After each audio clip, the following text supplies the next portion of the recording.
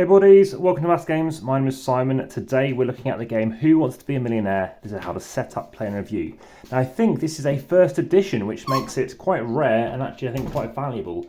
But this is a game based on a TV show. This is by Upstart, so that's the name of the company that made this game. I'll explain why I've got these decks off to one side in a minute. It's basically to do with how well I did at them, proportionally, so you can understand the difficulty. So this is a game whereby it's for 2 to 5 players, or you can play it solo, which I do actually quite recommend just to learn some trivia, as this trivia is fairly interesting. Now trivia games by and large are not good because even in this game, well, there's one type I did find at least, but you will find things such as which constituency is William Hague in. Now William Hague was the, I think, leader of the Conservative Party, but in the shadow cabinet. However, it just so happened to be that he is talked about in this, so they kind of make it dated on when it is, which is fine. But this game is now 25 years old in the sense that this was actually, no, this copyright is 1998. I think this game came out in 1999, and it's 2024 at time of recording.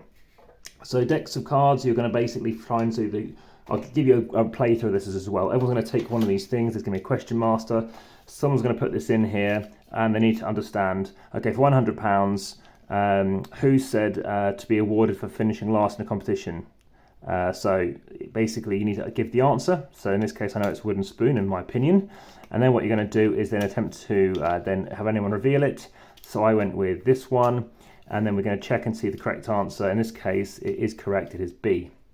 So everyone's going to hand in a card, give their answer, so anyway you can just kind of, everyone else is going to take a blank one, do this, reveal it.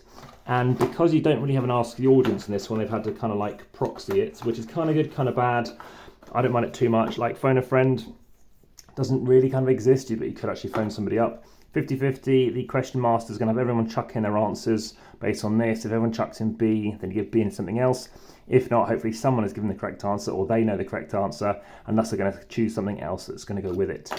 But obviously they could try and make it potentially more difficult. The same thing with Ask the Audience, which is similar basically to 50-50. So yes, we did that first one, we did that playthrough, then I'll talk to you about these piles. So let's move on to question, well actually let's look at the back one. Which of these is one of the top glossy celebrity magazines? So I think it's Hello, and you can see it's B, which is correct. So now I'm going to do 2. Whilst I'm doing this, please let me know in the comments best on YouTube, because it does get shared. Like, subscribe, with the notification bell. Which of these animals grows ivory? I know it happens to be... Ooh, I'm going to go with rhinoceros. Oh no, see I was wrong already. I was thinking that, and I was thinking, okay, so it's rhinoceros. It already could be lost. What are the initials, the characters? I think this is JR, which is correct. And that's the section 200 done. About 80 cards here. They get down to about, I think, 30 or so. I think 15 in 1 million. Which of these describes an animal that only feeds on plant material? That would be a herbivore. So we can check that's correct. And this one is, which is a native of Newcastle known as? It's Geordie. So that's a B. So got on that one right. But again, you do need to know your British history for that one. Which forest is the haunt of Robin Hood and the Merry Men? So that is Sherwood. And what type of animal is a natterjack? I think that's a toad. Yep. Again, you can see the A's for the other side already. So that's a 300. Race through to these. When I get to the 800, let me explain what happened there. So what is the modern Greek name for Greece? Ooh, Olympia? Oh, I got that wrong.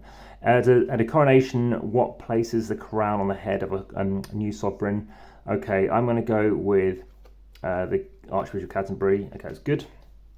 That's a 500 again. I might have made 2 goose, but equally I could have tried to use Nasty Audience or something like that. So I kind of got 1 lifeline left. Which galaxy contains our solar system? It is the Milky Way. Which of these is closest to mainland of Great Britain? Ooh, I'm going to go with the Isle of Wight. Yep. Okay, so that was 500. Again, equally I was doing like 2 questions, which might obviously increase my odds. I'm getting it wrong. What do you put on your feet for support whilst riding a horse? A bridle? No, got that wrong. Stirrups. On your feet, sorry, again, this is trouble when I'm filming, I'm not paying attention. What was the standard VAT? Oh, see, this is ages ago. I'll go 17.5%. Yes, but it's now got up to 20%. So again, it's not aware of the change, but that's why they're talking back then. Which of these is a prime number? 17. And which Scottish city featured in the title of a Paul Hogan film? Oh, Crocodile Dundee, so that'll be D. So I think I'm still in it. 4,000, one more to go for the thing. Gross minus a score. So gross, well, 20 is a score. So I'm going to go with quite a high value. I don't know actually what's a gross. Could it be 24? Maybe the answer's 4. No, it was 124. So let's talk about these 800 cards. So I managed to get these amount correct and those amount incorrect, with at least one being incorrect. So maybe 2 are incorrect here. So I need to get both correct on these cards. So it does make it a bit harder. So as you can see, I was in a majority, which is great to see how they've balanced it. However, looking at these 16,000 cards, it was the opposite. I managed to get these amounts incorrect. As you can see, we could weigh them if you want me to, and those amount correct, which is a significant difference. In fact, let's just quickly weigh it up. So yeah, please do let me know in the comments best on YouTube, as I mentioned earlier. Also check out the various playlists. So check out the AmassGames playlist, the family playlist, etc. There's even a 2-player playlist. I would even think about putting this in. Sleeving playlist too. So there we go. Yes, the ones that I got correct were in a minority. Yeah, about 40% correct. So there we go. I don't know if you saw some questions there. We can quickly go through the rest, just do one of each. So you kind of saw some there. Okay, let's just see what it was. Roman name, so that one is Caledonia. I know that because I already answered that one. And here, original name, this was Newton Heath.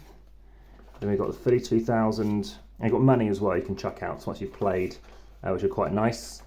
Yes, they have square edges, but I think it's fine. These are quite nice thick cards. It feels very realistic, so my rating is a 6.7 out of 10, higher than average. I only got 4.5. As trivia games go, I think there's a lot of fun. Which of these not of a tropical tree? Toast. So there we go. But yes, I think as trivia games, most of the questions are fairly decent.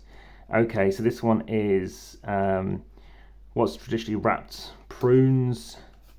So I can go in there, but again, once you know the answers, that's the big trouble with these games.